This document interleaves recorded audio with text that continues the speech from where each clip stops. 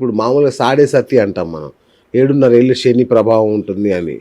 ఈ మధ్య ఒక విన్నాను. 19 ఏళ్ల శని ప్రభావం గూడా ఉండే రాశులు కొన్ని అంటే ఉన్నాయని. మనిషి పుట్టినప్పుడు ఒక నక్షత్రంలో 4 పాదాలుంటాయి. ఆ ఓకే. నక్షత్రాధిపతి దశ అన్నట్టు. ఆ! ఆ మనిషి పుడితే ఆ పర్టిక్యులర్ ఆఫ్ నక్షత్రంలో పుడితే ఆ నక్షత్రాధిపతి ఆ దశ అన్నట్టు. అలాగే ప్రతి మనిషి జీవితంలో కూడా శని మహర్దశ అని వస్తది. అవును. అది 19 సంవత్సరాలు ఉంటది. కానీ ఓకే. దాన్ని మన వ్యక్తిగతంలో గోచారంలోకి వచ్చేసి ఏలినాటి శనికి ముడిపెట్టకూడదు. అచ్చా! ఇప్పుడు 19 సంవత్సరాల వాడికి బాగలేదు అని అనుకున్నాం అనుకోండి ఉదాహరణకి. హ్మ్. బాగుండదా? 19 సంవత్సరాలు ఒక మనిషి బాగాలేకుండా ఎలాంటి గ్రోత్ లేకుండా ఉండగలుగుతాడా?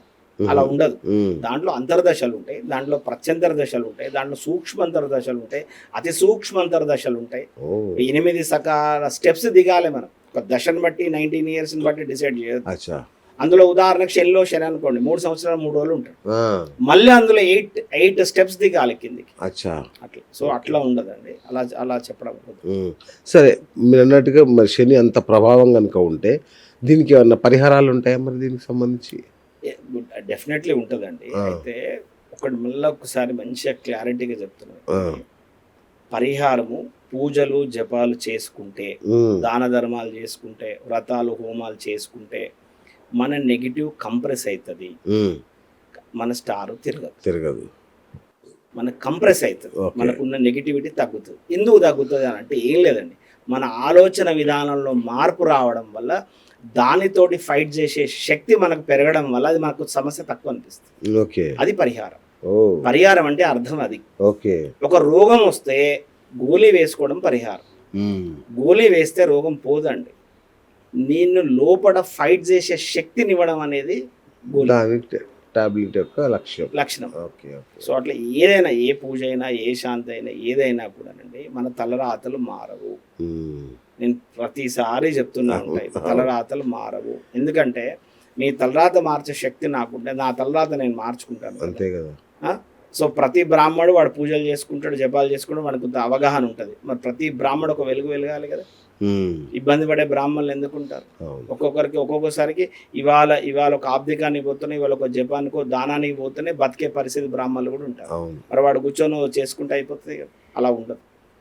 మన జాతకంలో ఉన్నటువంటి బలం ఒకటి ఉంటుంది, మన కర్మ ఉంటుంది, మన ఆలోచించుకునే విధానం ఉంటుంది.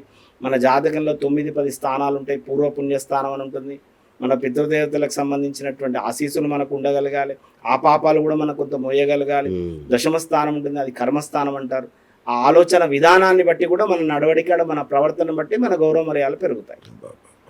ఇంకోటి గురుగారు, ఈ కుంభమీన రాశులకి ఏలినాటి శని నడుస్తుందన్నారు. మరి ఈ సంవత్సరం ఏమైనా ఉపశమనం కలుగుతుందా వాళ్ళకి?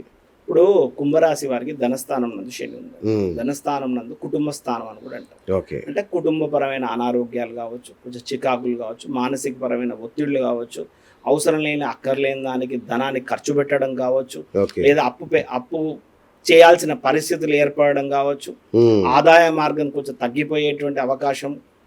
ఓకేనా? కొంత శరీరం సహకరించకపోవడం, మతిమరుపు వల్ల ఇబ్బందులు కలిగేటువంటి అవకాశాలన్నీ కూడా కుంభరాశి వారికి ఉంటాయి. ఓకే. ఇది శని వల్ల కలుగుతుంది. మరి సంపూర్ణమైన గురుబలం కూడా ఉంది కదా కుంభరాశి వారికి. శరీర స్థానాన్ని గురువు చూసుకుంటాడు కదా, బ్రహ్మాండ సంపూర్ణమైన గురుబలం ఉంది కదా. అవును. అప్పుడు ఏం చేస్తాడు? ఇందులో ఎన్నిటినైతే బృహస్పతి హ్యాండిల్ చేయగలుగుతాడో, బృహస్పతి నుంచి వచ్చే పాజిటివ్ అంతా కూడా ఉండడం వల్ల ఇది అంత మేరకు ఉండదు. ఓకే. సో శరీరం సహకరించకపోయినా హ్మ్. లేదు మనం పని చేసుకోవాలి. మీరు అడుగుతున్నారు కదా, నాదే కుంభరాశి అండి. అచ్చా. ఓకే. నాది కుంభరాశి. మరి మీరు సూపర్ స్టార్ కదా ఇప్పుడు. ఇప్పుడు నాది కుంభరాశి. అవును. కొంచెం అనారోగ్యం ఉంటది, కొంచెం అచ్చా. శరీరపరమైన చికాకు ఉంటది, హ్మ్. లేజినెస్ ఉంటది, మతిమరుపు ఉంటది, కొంచెం అంతెందుకు మీతోటే మాట పడ్డా నెల రోజుల నుంచి ఇక వస్తా, ఈ వారం వస్తా, ఆ వారం వస్తా, కానీ ఒక అద్భుతమైన దైవ కార్యం చేశారు మీరే కదా. కోపం వచ్చి మీ ఇంటర్వ్యూ వద్దు, మీరేమొద్దు అని చెప్పి మీరు మీరు అలా ఏం అనలేదు గురుగారు. నాకు అనుకుంటే మీరు మెసేజ్ కూడా పెట్టారు. మీరు వరంగల్లో ఒక అద్భుతమైన శివలింగాన్ని ప్రతిష్ఠించారు, మరకత లింగాన్ని. మరకత శివాలయం శివాలయమే కట్టించారు మీరు ఈ కాలంలో. అందుకే మేము అంటే అదే నేను కాదండి, మీ ఆధ్వర్యంలో మా కమ్యూనిటీ వాళ్ళు ఉన్నారు, శైవ మహాపీఠం అని చెప్పేసి మా కమ్యూనిటీ వాళ్ళు ఉన్నారు. ఓకే. వారి ఆధ్వర్యంలో ఆ ప్రతిష్ట బాధ్యత ఒకటి నాకు ఇవ్వడం వల్ల, ఆ ప్రతిష్ట నేను చేయడం వల్ల సుమనయ్య గారు ప్రతిష్ట చేసిండు అనేది ఒక కానీ వారే కష్టపడ్డారు యాక్చువల్గా. అచ్చా. మా ప్రెసిడెంట్ గారు బండారు ఉమామహేశ్వరరావు గారు. సెక్రటరీ గారు విశ్వనాథన్ గారు, కస్తల రామలింగేశ్వరరావు గారు ట్రెజరరు, ఇంకొక కార్యదర్శి గారు మన వీరభద్రం గారు అని, ఈ నలుగురు ఈ గుడికి సంబంధించి మెయిన్ పిల్లర్స్ వీరు. ప్రతిష్టా బాధ్యత మీ కష్టమే ఎక్కువ ఉంది. అట్లే లేదు, వారే కష్టపడ్డారు, వారు చేయడం జరిగింది. ఆ చివరిగా ఆ ప్రతిష్ట బాధ్యత నేను కొంచెం తీసుకోవడము, మరకత శివాలయం కట్టాలనేది నా జీవిత ఆశ. మీకు తెలిసి మీకు 3 ఏళ్ల నుంచి అంటున్నా, 3 years నుంచి నా లైఫ్ అంబిషన్ అది. ఇప్పుడు మనం కట్టిన దేవాలయం కూడా అండి ప్రత్యేకత ఏంటంటే భూమి కిందికి సుమారుగా 14 అడుగుల కిందికి వెళ్ళి ఉంటుంది. అక్కడి నుంచి తీశారు పునాది. 14 అడుగుల కిందికి, పైకి వచ్చేసి మళ్ళీ 13 అడుగులు, అంటే 27 అడుగుల పైన ఈశ్వరుడు కూర్చొని ఉంటాడు. అది మన ఇంగ్లీష్ లో కనుక చెప్పాలంటే ఐసోలేటెడ్ మ్యాగ్నెటిక్ ఫీల్డ్ టెంపుల్ అది. అది అంటే ఒక కిందికి వెళ్ళి కూడా ఎట్లా పడితే అట్లా కట్టుకుంటానో ఏది పడితే పోసి రాలేదు. కిందికి వెళ్ళి బ్రాస్ రాడ్స్, తర్వాత మంచి రాగి ప్లేట్స్, ఆ రాడ్స్ ని అలా పోసుకుంటా, దానికి సంబంధించిన నవపాషాణాలు ఫిల్అప్ చేసుకుంటా, ఎక్కడ విసుకపోయాలి, ఎక్కడ మైకా వేయాలి, అన్ని రకాల వేసుకుంటూ ఆ పైన, అంటే ఫస్ట్ ఫ్లోర్ లో ఉంటుంది టెంపుల్. మన ఇండియా మొత్తం మీద మనకి, లేదా మన సౌత్ ఇండియాలో మూడు ఉన్నాయండి. ఒకటేమో రంగారెడ్డి జిల్లాలో ఉంది మరకత శివాలయం, రెండవది వచ్చేసి సిద్దిపేట దగ్గర ఉంది. సిద్దిపేట నుంచి అరౌండ్ 14 kilometers దూరంలో ఉంది. తర్వాత మనది ఒకటి మరకత శివాలయం, ఒక పైన శివాలయం, అంటే పైన లింగం అంతా కూడా మరకతం, 30 kgs మరకత శివాలయం. రెండోది ఏంటంటే ఆ వైబ్రేషన్స్ ని మీరు అక్కడికి వస్తే మీరు అనుభవించవచ్చు. అండ్ అంటే పైన కూడా బ్రహ్మాండంగా లక్షల కొద్ది జపాలు చేసినటువంటి ఒక శిఖర యంత్రం కూడా స్థాపించాం మేము. అంటే ఆగమ శాస్త్ర పండితుల యొక్క సలహాలు కానివ్వండి, మా శయమాపీఠం ఆస్థాన సిద్ధాంతి గారు, మా అమర్నాథ్ శర్మ గారు ఉన్నారు, వారి సలహా మేరకు పిచ్చయ్య శాస్త్రి గారని లోకల్లో మా ఈ కార్యక్రమం అంతా వారి చేతులకి నడిచింది. రాజశేఖర శర్మ గారని ఇప్పుడు శ్రీ విద్యా ఉపాసకులు, వారు ఇప్పుడు ఆ టెంపుల్లో ఉంటున్నారు. ప్రతిరోజు ప్రతినిత్యం కూడా త్రిశూల మహాపాశుపతంతో అభిషేకం చేస్తారు అక్కడ. చాలా విశేషం. మన టెంపుల్లో ఇంకొక విశేషం ఏంటంటే బుధ సప్తమి అని నిర్వహిస్తామండి. అంటే బుధవారంతో వచ్చిన సప్తమి వస్తే దాన్ని బుధ సప్తమి అంటారు. ఆ రోజు స్వామివారికి పెసర్లతో అభిషేకం చేస్తాం. చాలా విశేషం. వ్యాపార వృద్ధికి కానివ్వండి, తెలివితేటలకు కానివ్వండి, జ్ఞాపక శక్తికి కానివ్వండి, వీటన్నిటికి కూడా చాలా అద్భుతంగా ఉపయోగం.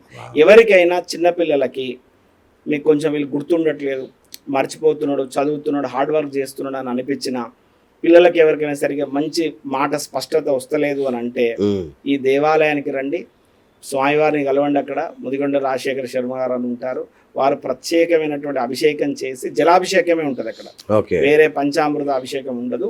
ఈ పెసర్లతో అక్కడ అభిషేకం చేసిన తర్వాత వాటిని మళ్ళీ ప్రసాదంగా ఇస్తారు. ఆ ప్రసాదాన్ని తీసుకువెళ్ళి మంచిగా పెసరట్టు వేసుకొని తినండి. మీరు ఆ తేడా చూడండి. దాన్ని నేను చెప్పి ఏదో నేనే ఇట్లా అని చెప్పాల్సిన అవసరం లేదు. మీరు అది ముట్టుకున్నా కానీ, ఆ విగ్రహాన్ని మీరు తగిలినా కానీ, లేదా ఆ గర్భాలయంలో ఉంటే ఆ వైబ్రేషన్స్ అన్ని కూడా చాలా అద్భుతంగా ఉంటాయి. అంటే అందరూ కలిసారండి, ఒక్కరు కాదు. దీనికి సంబంధించి చీఫ్ ఇంజనీర్ శివరావు గారని, నాగేశ్వరరావు గారని, ఇట్లా అందరూ కూడా, అంటే మేధావి వర్గం అంతా కూడా, మా గౌరవాధ్యక్షులు ములుగు విశ్వనాథన్ గారని, వారు మంచి గొప్ప సంస్కృత పండితులు. అంటే చరిత్రలో ఎక్కడెక్కడో దాగి ఉన్న అంశాలన్నింటినీ కూడా దగ్గర తీసుకొచ్చి ఇలా కట్టాలి దేవాలయం, ఇలా నవపాషాణాలు పోయాలి అంటే ఆ మెరుపు, ఆకాశంలో వచ్చే ఆ మెరుపును అది గ్రహించుకుంటే అది మూల విరాటికి ఆ తేజోవంతమై ఫిల్టర్ అయ్యి ఆ విగ్రహంలోకి ప్రవేశించాలి.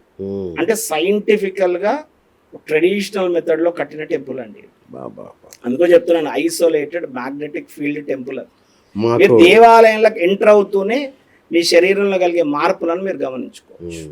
లేదా మీరు ఏదైనా డివైజ్లో మీరు ఇంత ఉంటుందా అంత ఉంటుందా అని మీరు ఎవరైనా అనుకుంటే, టెక్నాలజీ బాగా డెవలప్ అయింది కదా, మీరు ఏదైనా ఎలక్ట్రోమాగ్నెటిక్ దాని మీరు ఏదైనా పరికరాలు ఉంటే గుడి బయట చెక్ చేసుకోండి, ఒక్కసారి గుడిలోకి లోపలికి రండి, గర్భాలయంలోకి వచ్చి చెక్ చేసుకోండి, మీకు ఆ తేడా తెలిసిపోతుంది. ఎపిసోడ్ చేస్తామండి ఒకటి, తప్పకుండా మీరు రండి. చాలా విశేషమైనటువంటి, అంటే ఇది వాస్తవంగా ఒక గుడి లెక్క అనుకోలేదండి. వాస్తవం వెనకట కూడా ఏంటంటే, ఇప్పుడు మనం రీహాబిలిటేషన్ సెంటర్స్ అంటూ ఉంటాం, క్లినిక్స్ అనే వర్డ్ వాడతాం మనం. హాస్పిటల్ కి క్లినిక్ అనే ఒక వర్డ్ వాడతాం. క్లినిక్ అంటే ఏంటంటే ఏదైనా ఒక రుగ్మత, ఒక శరీరంలో దాగి ఉన్న రుగ్మతను తనను తానుగా బాగు చేసుకోవడం ఇస్ కాల్డ్ క్లినిక్. అచ్చా. ఓకేనా. హాస్పిటల్ అంటే వైద్యం చేయించుకుంటే హాస్పిటల్. ఓకే. ఓకే. క్లినిక్ అంటే అర్థం ఏంటంటే మనలో మన ఆలోచనలతో, మన ప్రవర్తనలతో, మన విధి విధానాలతో అక్కడ ఉండేటువంటి ఒక భౌతికమైనటువంటి అరాని మనం తీసుకొని మన శరీరం, మన మెదడుని అంత అనుసంధానం చేస్తే మనను బాగు చేసుకోవడం ఇస్ కాల్డ్ క్లినిక్. సో ప్రతి దేవాలయము ఒక క్లినిక్, వాస్తవంగా ఒక క్లినిక్. సో అలా నిర్మించబడినటువంటి ఒక దేవాలయం శ్రీ అన్నపూర్ణ సహిత స్వర్ణ మరకత విశ్వేశ్వరాలయం వరంగల్. తప్పకుండా రండి. తప్పకుండా. అంటే ఎందుకోసం చేశామంటే గుళ్ళు చాలా మంది కడుతున్నారు, రకరకాల అమ్మవార్ల గుళ్ళు కడుతున్నారు, దేవాలయాలు కడుతున్నారు. ఇక్కడ మేము ఎందుకంటే మా డాక్టర్ గారు ఎవరైతే ఈ గుడికి సంబంధించిన స్థాపన ముఖ్యమైనటువంటి కారకులు ఎవరైతే ఉన్నారో బండారు ఉమామహేశ్వరరావు గారు, నాకు తెలిసి అతనికి ఈజీగా 80 years ఉంటాయి. తను ఎంబీబీఎస్, తర్వాత చిల్డ్రన్ స్పెషలిస్టు, వృద్ధులకు ట్రీట్ చేసేటువంటి డాక్టర్. దానితో పాటుగా ఆయన గొప్ప కవి, ఆయన రచయిత్రి, చాలా పుస్తకాలు రాశాడు అతను. సో అంత నాలెడ్జ్ అంతా కూడా ఇదొక ఆయన డాక్టర్ వ్యక్తిగతంగా ఆయన వృత్తిపరంగా డాక్టర్ అవ్వడం వల్ల ఒక దేవాలయము మనని ట్రీట్ చేయాలి అనే కాన్సెప్ట్ మీద ఆయన అంత బ్రహ్మాండంగా నిర్మించారు.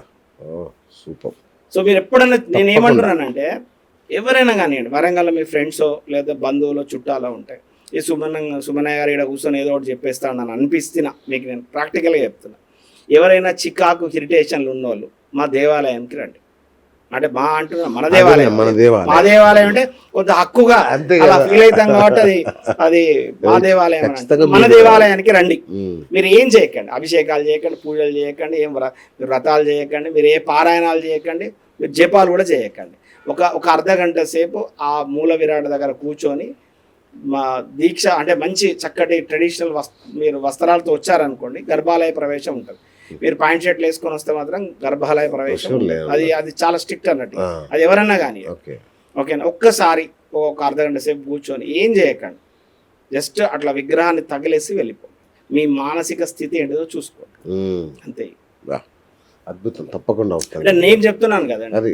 ఇప్పుడు రేపు కూడా అంటే నేను ఎంతగానో దాన్ని తీసుకున్నా అంటే నా లైఫ్ కూడా నేను దానికే డెడికేటెడ్ అనుకున్నాను, నా సార్థకత అనుకున్నాను. వాస్తవం కూడా చెప్పాలి. ఇప్పుడు ఏముందండి, ఇప్పుడు బిడ్డ పెళ్ళి అయిపోయింది, కొడుకు ఏదో ఒకటి దారిలో పడతాడు, వాడి పెద్ద ఇష్యూ ఏం లేదు, బాగా పెద్ద సంపాదించాలనే కోరికలు కూడా ఏం లేవు. ఒక లైఫ్ ఎండ్కి ఒక సార్థకత ఉండాలి కదా అనే కాన్సెప్ట్ మీద లైఫ్ కూడా. అవును, చాలా అద్భుతం చేశారు. చాలా సంతోషం. త్వరలోనే మేము కూడా వస్తాం, చూస్తాం, దాన్ని డాక్యుమెంటరీ చేస్తాము.